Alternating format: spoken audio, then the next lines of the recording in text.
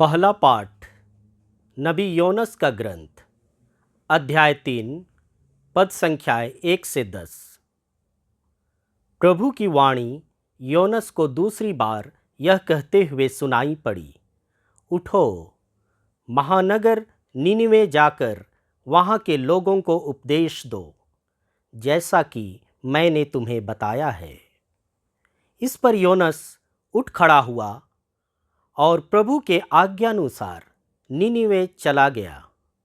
निनिवे एक बहुत बड़ा शहर था।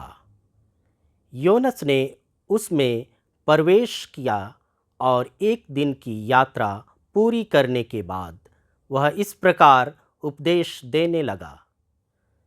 40 दिन के बाद निनिवे का विनाश किया जाएगा। निनिवे के लोगों ने ईश्वर की बात पर विश्वास किया। उन्होंने उपवास की घोषणा की और बड़ों से लेकर छोटों तक सबों ने टाट ओढ़ लिया। निनिवे के राजा ने यह खबर सुनी। उसने अपना सिंहासन छोड़ दिया, अपने वस्त्र उतारकर टाट पहन लिया और वह राख पर बैठ गया।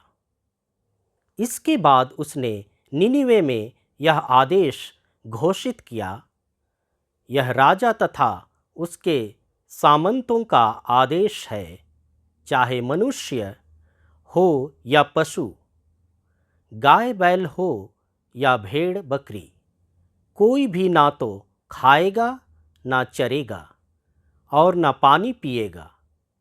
सभी व्यक्ति टाट ओढ़कर पूरी शक्ति से ईश्वर की दुहाई देंगे।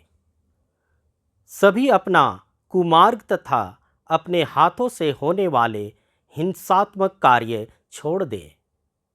क्या जाने ईश्वर द्रवित हो जाए, उसका क्रोध शांत हो जाए और हमारा विनाश ना हो।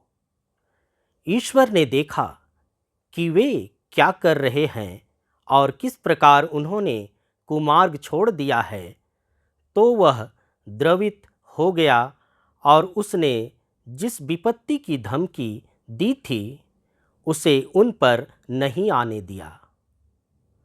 प्रभु की वाणी। ईश्वर को धन्यवाद। संत लूकस के अनुसार पवित्र सुसमाचार, अध्याय 11, पद संख्याएं 29 से 32 तक। भीड़ के भीड़ यीशु के चारों ओर उमड़ रही थी और वह कहने लगे, यह एक विधर्मी पीढ़ी है, यह एक चिन्ह मांगती है, परंतु नबी योनस के चिन्ह को छोड़ इसे कोई चिन्ह नहीं दिया जाएगा। जिस प्रकार योनस निनवे निवासियों के लिए एक चिन्ह बन गया था, उसी प्रकार मानव पुत्र भी इस पीढ़ी के लिए एक चिन्ह बन जाएगा।